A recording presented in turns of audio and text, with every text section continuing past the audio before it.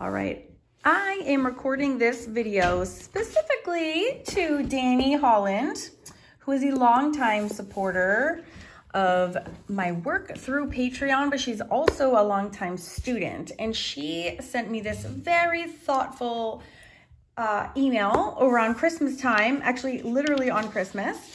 And Danny, I wanted to apologize for taking so long to get back to you, but I want to answer your questions. And she had made a really good point about, she is in both the Fun Fab Drawing Club and the Mixed Media Society. And she asked very sweetly, actually I'll write it right here.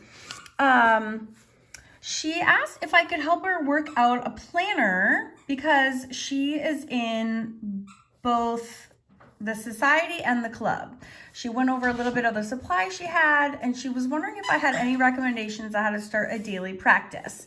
So I love this question, and thank you for asking. And again, thank you for your patience, Danny. So this is my suggestion for those who are in both clubs who might be feeling it a little overwhelmed. For the drawing club, so as you know, the classrooms are set up. Oh, my dog is like trying to break in. The classrooms are set up in order of experience, if you will. Okay, are you coming in, Maggie? Did you not see the streaming in progress sign? Oh, can't believe you can't read. I know, don't eat my sign. You're interrupting, you're so rude. So the classrooms are set up, right? Pixie, Sprite, Nymph, Fairy, Siren, and Phoenix in order of ability. So with the drawing club, you can't go out now you're stuck in. You do it by order of your ability when you come in. So you should work your way through those classrooms one by one and take your time, do all the projects. Now, just do them at your leisure. You don't have to, do them all in one day. There's some classrooms like the Pixie classroom, there's only like 3 or 4 projects. You can get through them pretty quickly. By the way, you get certificates at the end of those for completing them, which is kind of cute and cool. But you know what I would do? So this is this Hammermll. No, this is this Hammermll. See this stack here? This gigantic stack, I think, is 2 reams of Hammermll copy paper. And it's really, really cheap. I give this, hi Maggie, I give this link out to like everyone for this paper because it's very, very cheap and it works great with all mediums. What are you eating my ring? What are you doing? So what I do is I grab from the stack, this whole ream is gonna last me like 2 years and it also costs about $20. So I grab this paper, okay, and then I do my projects, and what I do is I buy these little portfolios, which again are very inexpensive. I buy 2 sizes. I have 8, this is 8.5 by 11. Pretty much all my drawings are either 8.5 by 11 or 9 by 12 or 11 by 14. Get journals, get these portfolios that are in the size of the paper that you like to work in. So like here you can see here, I have all my whimsical women in here. And so you're creating on loose leaf paper, which is nice because it frees you up to work on any paper that you want. So you don't have to use this Hammermll paper, obviously, but I do so much marker work that I always have it nearby. But then you can start filling these up. And what's cool is that then I also put my cheat sheets in here. So this is like the Fun Fab Figures unit that I was doing from that classroom. So after you graduate from those different classrooms, right, you can go have a free-for-all in all the additional classrooms that are available in the club. So I would just focus on one for a while. So like do the figures, do a few from the figures.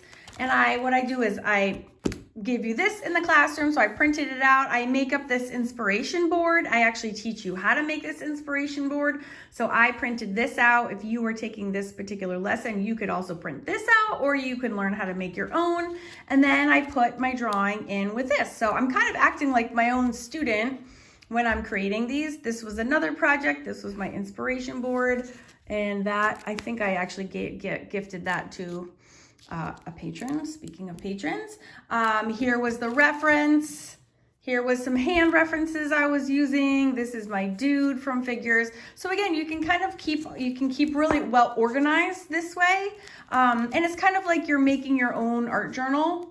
But then also it's nice because you can take things out. Here's my inspiration board for this one. And then I have all my hands. Oh, I hate that hand so much. But I have all my hands in here from the hands classroom. And then everything is really nicely organized. So I would go in order if you're in the Fun Fab Drawing Club and just like do one project a day. If time is against you, like it is for most of us, I would do one project a day, and I would do the beginner classrooms first, and then when you're done with that, I would explore some of the other classrooms. And now on my Karen Campbell Artist website, you can go and check out all of the projects by photographs. So you can go choose the photo, and then you literally click a green button and it takes you right to that lesson. So I would just do one a day. And I think if I was you and I was serious about doing an art practice, I would maybe alternate weeks, or I would alternate months. So like the whole month of January, I'm just going to be focusing on drawing and just do like one project a day. Because the projects, especially the beginner projects, are, so they're like 20, 30 minutes. Plus you're following it along, so you have that nice curriculum there, and you don't have to do any of the dreaming up any of the project part. You just start drawing along with me and creating cool pieces of art. And supplies are very minimal. So that's how I would handle the drawing club. Or like I said, I would alternate week. For the Mixed Media Society, to keep things simplified, I would buy this. This is where like I do all my projects in this like I would buy a big watercolor journal, or buy a watercolor journal in the size that you really love working in. I love to work really big, so I buy the biggest journals that I can find. Because in a watercolor journal, you can do 100% of the Mixed Media Society projects in any medium with the exception of encaustics, okay? So that way your supplies are low. I mean, if you wanna go buy a bunch of canvases, definitely go buy a bunch of canvases. But if space is limited, time is limited, money is limited, I would just grab one journal and do all your projects in here. I mean, this is thick cut postcard. This was a YouTube tutorial I did. You can see how thick and juicy this is. But this is hamburger, classic Karen Campbell hamburger system, like 9 million layers, all the things. And it does awesome in my journal. So I would encourage you to get something like this nice heavy duty watercolor paper, and you can do everything. And then the same thing, I would choose, instead of going in order of the classrooms in the Mixed Media Society, the Mixed Media Society is really grouped by medium. So I would choose one medium to focus on, or one classroom to focus on. So is it acrylics? Is it watercolors? Is it introduction to art journaling? Like, what's the one thing you want to focus on? And that's how the classrooms are organized. And they're all organized in order of ability. So at the start of every classroom, it's for like baby beginners and people who are new to that medium. And so I'll teach you like about the paper and the supplies you need. So if you're starting from scratch, you'll know what you need to buy, or maybe things that you don't want to buy. And then the projects start off, easy, and then they get a little bit more advanced and a little bit more advanced. If you love the hamburger series because you saw it on YouTube and you want to do that, I have a whole hamburger classroom that's just doing hamburger-based mixed media projects. And in addition to all of the whole series with all of the resources, you have the ebook is there for you too, for free, included with your membership. And then there's 25 projects. So if you did one project every other week, you would still be busy for the whole year if you're alternating it with the drawing club.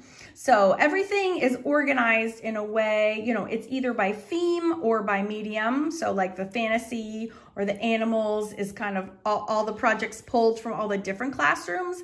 But if you're new to any medium, I would start in the classroom of the medium that you want to learn first and go through the whole thing. And then kind of just do that one at a time. That way you're not overwhelmed, you're not mixing, matching all of your materials and your resources, and you can just focus. And so yeah, again, I would either do like a monthly, or I would do weekly and then just alternate. if you're looking for some sort of a daily practice. And then in terms of times of the day, I personally am at my most creative first thing in the morning. And I know as being a busy mom, like laundry gets in the way, and cooking and lunches and kids' homework and having to drive and all these things. So historically speaking, just being a mom of 3 kids, I find that if I don't get in my daily practice, like first thing in the morning, it doesn't happen. And then I also can't justify it. It's almost like I have to squeeze it in the beginning before anyone notices like what I'm doing, and then I can go back to my regular life. I'll be like, oh, nobody saw that. Like I was just doing something crazy, like drawing a face for a half an hour. So I hope that helps and helps you organize. But the clubs are specifically formulated to like help organize that, because I know how much content there is in there, and I know that it can be overwhelming. One more thing I forgot to mention is don't forget to use your guides to help you organize your contents and your thoughts around the clubs. That's why these were created.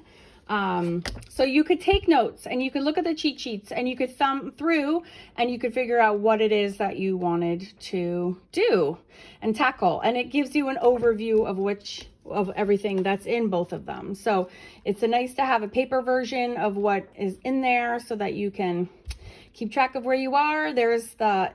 I talk about all your supplies that you need for every module. So don't forget about the guides. They are here to help you as well. I'm also in the process of updating all of these to include the photo pictures of all the projects that I have on my Karen Campbell Artist website. So that is coming, but everyone that joined the clubs in September should have these in hand anyway, and the updates will be available for free in the classrooms as soon as they're updated as well. I'm doing the drawing club one first, and then the Makes Me Decide will come thereafter. I'm pretty sure I just said society, but it's society. All right, I hope that helps. Thanks. So Danny, I hope that helps. You would also ask me a question about are Derwent Inktense pencil blocks similar to Stabilo? And the answer is 100% yes, absolutely. Stabilos are just super water soluble watercolor pencils. That's all. I just like them because the pigment is so rich. Derwent Inktense also become permanent after they are wet. And Stabilo doesn't. So that's a upside of the Derwent Inktenses. And yeah, there you go.